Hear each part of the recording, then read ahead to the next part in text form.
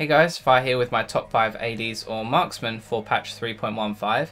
Now this is literally based off their ability to carry solo queue, how good they are overall, their popularity in every league and also in competitive play. So at number 5 we have Vayne. Now the reason she isn't higher on this list is because everyone higher will take a dump on her in lane, making it pretty hard to justify it. Now Vayne has a great inbuilt way to carry games. She has insane damage with only a few items, great kite potential and even better outplay potential. Now this really means that the more time you put into learning Vayne, the more you're going to get out of it and the bigger impact you're going to have in your games. Now Vayne's biggest weakness right now, as I mentioned, is that her lane phase is pretty weak, and it's made worse by the fact that the other popular ADs right now are all lane bullies. When you factor in that Vayne only really needs 2 items to wreck your team and can pretty much carry by herself, she definitely deserves a spot on this list. I've put 2 builds on screen for her and both are strong right now. Blade Ruin King is definitely going to be the better option if you're behind though.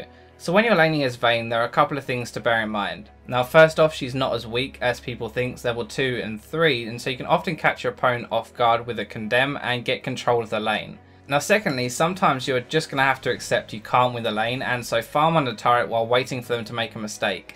As soon as they get cocky and put themselves in a bad spot, Vayne is really good at capitalizing. Now the biggest thing when you're playing against Vayne is to make sure that you punish her early and poke constantly. Vayne is only good in an extended fight, and so if you don't let her engage and whittle her down first, then you will win the lane. While poke is the main way to shut Vayne down, remember that pink wards completely counter her ultimate and even cost less in season 4. Now if you're looking to kill her or if you think the fight will be pretty even, then buying a pink ward can often give you that edge. So at number 4, and this is probably going to be a surprise to most of you, we have Faris. Now Faris has always been really good. He has great utility, great poke and is really strong in lane. The reason I was slightly hesitant about putting him on this list though is because he's very skill dependent. Now the first obvious reason why is because his Q is most of his damage in lane and it's a skill shot, and his ult is his main team fighting tool that's also a skill shot and it's not easy to hit either. The second reason why is more subtle and it's because you have no escape. You have to be very careful with your positioning in lane and team fights as well, as you can get caught out pretty easily. Now saying all that, if you do hit your skill shots, you stand a very good chance of being any other AD in lane, even the top 3 on the list, which is why he's here. Now the build on screen now is the so-called Legolas build, which focuses more on having extremely strong poke and ability damage. Now in lane you want to poke as much as possible, and the best way of doing it would be to auto attack the enemy a few times and then pop the stacks with a fully charged Q. The easiest way to get the auto attacks away for free is to wait until the enemy comes to CS, then auto attack them as they'll be too busy taking that CS to attack you back. Now when you're laning against Faris, you should play the cooldown game as much as possible. Now what I mean by this is you should look to trade when his Q and or his E have been already used, which means that he can't pop his blight stacks and he can't use them to damage you. This also kind of leads to another point that I want to make, which is that he has no escape and he's pretty vulnerable to a full engage. If he doesn't want to fight when you actually engage, then it's kind of tough because he has no way of getting away, so try to start fights instead of him.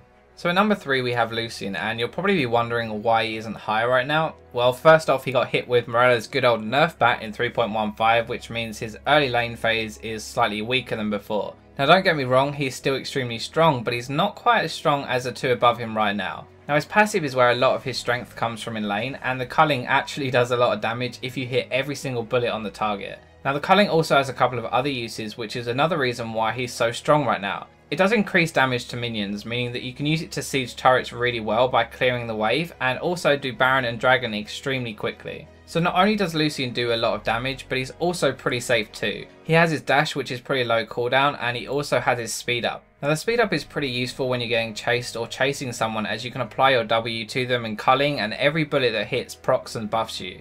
Now there are 2 builds for Lucian right now, and it's really just personal preference.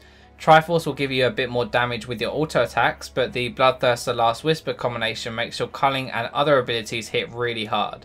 Now when laning as Lucian, you need to make sure that you space out your abilities so that you can utilise your passive properly, and don't be afraid to use the culling to poke down the enemy AD and get control of the lane.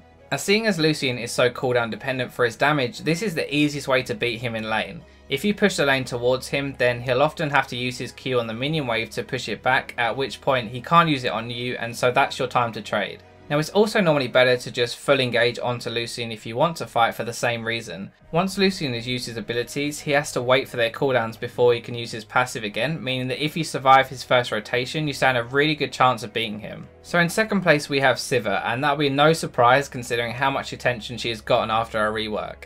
Now her ult is completely broken, she lanes decently well against anyone and has a lot of damage. Now most lanes are honestly a skill matchup, though it's more forgiving than Faris' case I mentioned earlier. You need to make sure you poke with your Q, have decent reaction times to block the damage or CC with your shield, and be able to manage your mana. Now despite this, at level 6 you become ridiculously strong in a 2v2 situation and also with ganks. So it's really easy for your jungler to just run down your lane and have you ult him in to chase the enemy lane that's down, especially if they don't have built-in escapes. Even in just a 2v2, it punishes mistakes incredibly hard, as soon as they step out of position you can ult, catch them and make them pay. Now this same idea extends to team fighting as well, as you can catch people out of position, you can engage, you can even disengage, making her utility ridiculous. Now if she gets ahead, then the combination of her damage and her ultimate mean that she will hunt you down, pun intended, and snowball really hard. So the standard build right now is pure AD and penetration because she scales so well with AD, and so you can actually put out more damage than other ADs for less gold.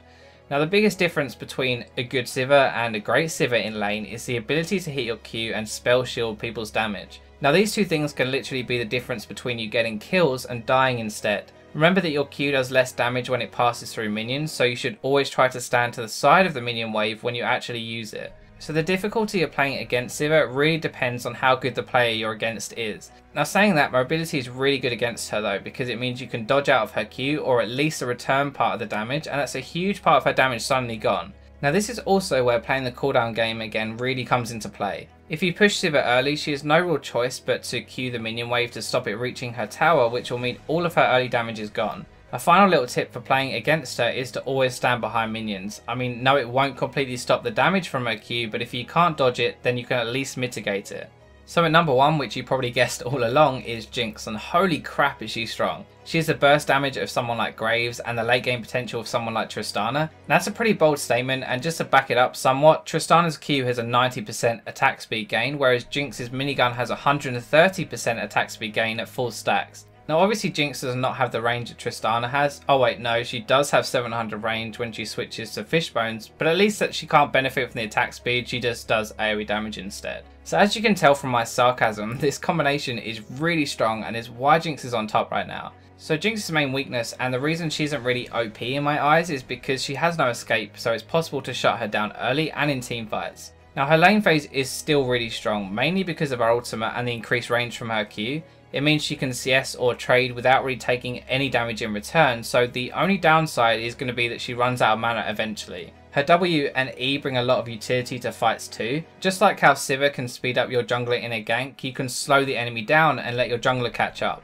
When you add in the snare from Jinx's E, it's pretty much impossible to get away from her, and as soon as she gets excited, it's going to be impossible to catch her as well. Now in my opinion, the best item build right now is Bloodthirster, Shiv, Last Whisper, though you can see an alternative build on screen too. Now in lane, you want to focus on poking as much as possible, and then as soon as you hit level 6, you can pick a full on fight. Because of Jinx's great range on her Q, it means that when the enemy comes to CS, you can give them a little tap, do a lot of damage, and take nothing in return. Now also bear in mind that your ultimate isn't execute, and so you should try and use it after your other abilities and not at the start of a fight. Now when you're playing against Jinx, you really need to poke her as much as possible. She has a lot of burst with her ultimate, but if you constantly pressure her, then it will deter her from fighting you, and it will likely mean that she has to use her mana to stay in rocket form to CS rather than use it to damage you. Now Jinx is an exceptional laner, and crowd control is really the best way to punish her, as she isn't cooldown dependent like the other ADs we've mentioned, and so you don't really have an optimal time to wait for to fight.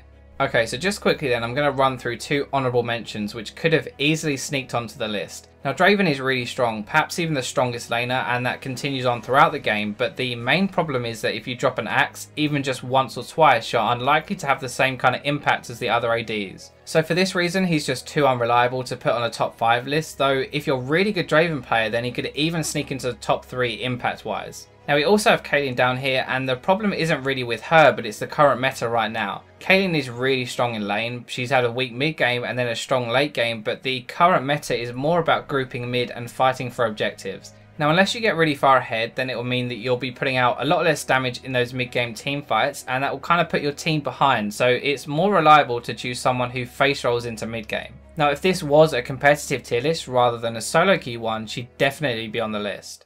So thank you guys for watching. This isn't really something I've done before, but if you guys enjoy this series, then I'll do it for other roles as well, and every time the meta shifts. Please do like and subscribe, follow my Twitter, stream, Facebook, and I'll catch you in my next video.